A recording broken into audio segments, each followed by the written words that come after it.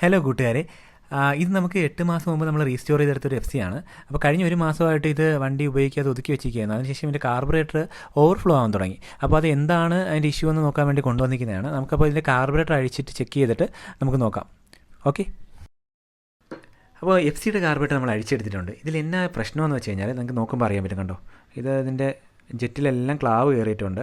അതുപോലെ തന്നെ ഇതിൻ്റെ ഈ ബാസ്ക്കറ്റിനകത്തും ക്ലാവ് കയറിയിട്ടുണ്ട്. ഇതിൻ്റെ നീഡിലും ക്ലാവ് പിടിച്ചിട്ടുണ്ട്.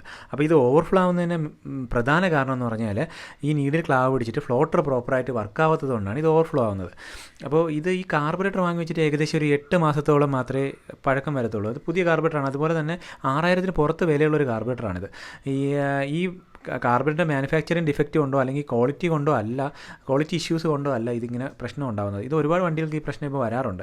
മെയിൻലി ഇതിൻ്റെ ഇഷ്യൂസ് എന്ന് പറഞ്ഞാൽ കറൻ്റ്ലി നമുക്ക് E20 പെട്രോൾസാണ് പമ്പുകളിൽ വരുന്നത്. പൊല്യൂഷൻ നോംസ് പാലിക്കാൻ വേണ്ടി ഗവൺമെൻറ് ഇപ്പോൾ E20 ആക്കിയിട്ടുണ്ട്. നേരത്തെ 10% ആയിരുന്നു എത്തനോൾ കണ്ടൻറ്റ് ഉണ്ടായിരുന്നു. ഇപ്പോൾ ഇത് 20% ആക്കി. എല്ലാ ഫ്യൂവലിലും അത് വരുന്നുണ്ട്. നമ്മുടെ 100 ഒക്ടേൻ ഒഴിച്ച് ബാക്കി എല്ലാ ഫ്യൂവൽസിനും 20% എത്തനോൾ പെട്രോൾ കലർത്തുന്നുണ്ട്. അപ്പോൾ അത് നോർമൽ ഇപ്പോൾ പുതിയ വണ്ടികൾക്കൊക്കെ ആ നോംസ് നമുക്ക് ആ കമ്പാറ്റബിൾ ആയിട്ടാണ് വണ്ടി ഇറക്കുന്നത്. പക്ഷേ പഴയ വണ്ടികളിൽ എന്നാ പ്രശ്നമെന്ന് വെച്ച് കഴിഞ്ഞാൽ ഇത് അടിക്കുന്ന സമയത്ത് ഇത് ടാങ്കിലോട്ട് അടിക്കുന്ന സമയത്ത് നമ്മൾ കുറച്ച് നാൾ വണ്ടി എടുക്കാതിരിക്കുമ്പോൾ അതിലുള്ള എത്തനോൾ ഫ്യൂലിൽ സെപ്പറേറ്റ് ആവുകയും പെട്രോൾ സെപ്പറേറ്റ് ആയിട്ട് ഈർപ്പം സൃഷ്ടിക്കും. അപ്പോൾ അങ്ങനെ വരുന്ന സമയത്ത് ഇതുപോലെ കാർബണിനകത്തൊക്കെ നമ്മൾ കുറച്ച് നാൾ എടുക്കാതിരിക്കുമ്പോൾ ക്ലാവ് പിടിക്കാൻ ചാൻസസ് ഉണ്ട്. അപ്പം നിങ്ങൾ പ്രധാനമായിട്ടും നിങ്ങൾ BS3 കാർബറേറ്റർ വണ്ടികളൊക്കെയാണ് യൂസ് ചെയ്യുന്നതെങ്കിൽ ഇതൊക്കെ നോക്കുക, ശ്രദ്ധിക്കുക. ഫ്യൂൽ ലൈൻ ക്ലീനേഴ്സൊക്കെ യൂസ് ചെയ്യുക, അല്ലെങ്കിൽ ഇതുപോലുള്ള പ്രശ്നങ്ങൾ ഉണ്ടാവാൻ ചാൻസസ് ഉണ്ട്.